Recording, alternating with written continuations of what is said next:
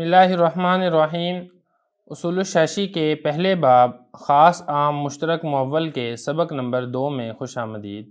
آج کے سبق میں ہم قرآن مجید، احادیث، اجماع اور قیاس کے متعلق تفصیل پڑھیں گے۔ پہلا باب ہے خاص عام مشترک معول۔ سبق نمبر 2 ہے قرآن، حدیث، اجماع اور قیاس۔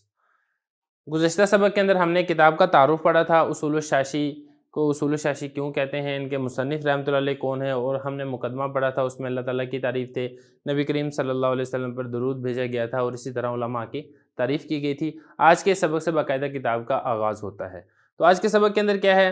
آج کے سبق کے اندر ہمیں وہ بتائے جائیں گے منبع اور مصادر جہاں سے اصول شرعیہ، اصول فقہ کا استنباط ہوتا ہے، استخراج ہوتا ہے، یعنی جو ہم نے فقہ کے اصول لیے ہیں، یہ اصول ہم نے کہاں سے لیے ہیں، وہ ہم نے آج کے سبق کے اندر پڑھنا ہے۔ اور یہ 4 ہیں۔ ایک ہے کتاب اللہ یعنی قرآن مجید، یہاں سے ہم نے اصول فقہ کو لیا ہے۔ دوسری ہے حدیث رسول صلی اللہ علیہ وسلم، یعنی آپ صلی اللہ علیہ وسلم کے اقوال، افعال، عادات وغیرہ، یہاں سے ہم نے فقہ کے اصولوں کا استنباط اور استخراج کیا ہے۔ تیسرا ہے اجماع امت، یعنی امت کے علماء کا کسی ایک مسئلے کے اوپر متفق ہو جانا، اتحاد کر لینا۔ اور چوتھا ہے قیاس۔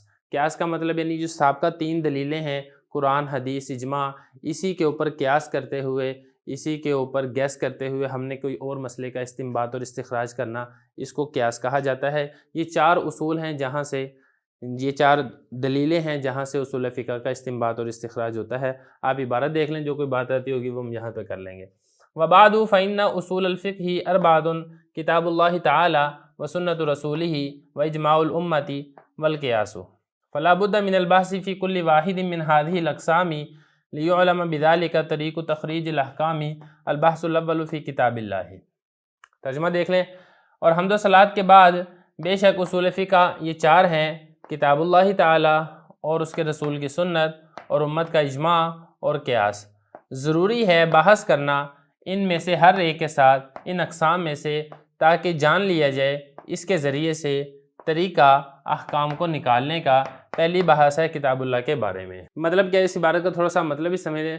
وبعد کا مطلب کیا ہے؟ ای بعد الحمد والصلاۃ، یعنی اس سے پہلے جو ہم نے اللہ تعالیٰ کی تعریف کی ہے، حضور پر صلاۃ و سلام پڑھا ہے، اس کے بعد اب کتاب شروع کریں تو فرمایا کہ حمد و صلوات کے بعد اب اگلی بات آپ سمجھیں، اصول فقہ یہ 4 ہیں۔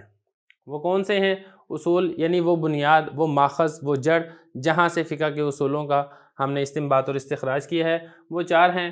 ایک ہے کتاب اللہ تعالی اور دوسرا ہے سنت رسول۔ سنت رسول سے مراد یہ نہیں ہے کہ جو صرف سنت ہو، بلکہ اس سے مراد تمام اقوال ہیں حضور صلی اللہ علیہ وسلم کے، افعال ہیں، اور اسی طریقے سے ان کی عادات وغیرہ ہیں۔ ساری احادیث کے ذریعے سے اصول فقہ کا استنباط اور استخراج نہیں ہوتا۔ یہ کل قریب تقریباً 3000 کے قریب یہ احادیث ہیں جن سے اصول فقہ کا استنباط اور استخراج ہوتا ہے۔ اور اسی طریقے سے پوری کتاب اللہ سے بھی اصول فقہ یہ نہیں ہے، پوری کتاب اللہ بھی، بلکہ تقریباً 550 کے قریب آیات ہیں جن پر اصول فقہ کی بنیاد اور اس کا مدار ہے۔ اور اجماع امت کے بارے میں آپ کو بتا چکا ہوں، اس میں علماء مراد ہیں۔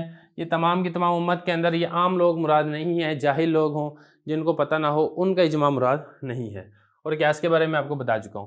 فلا بد فرما رہے ہیں کہ ضروری ہے بحث کرنا فی کل واحد من هذه الاقسام، ان اقسام میں سے ہر ایک سے بحث کرنا۔ وہ کون سے اقسام ہیں؟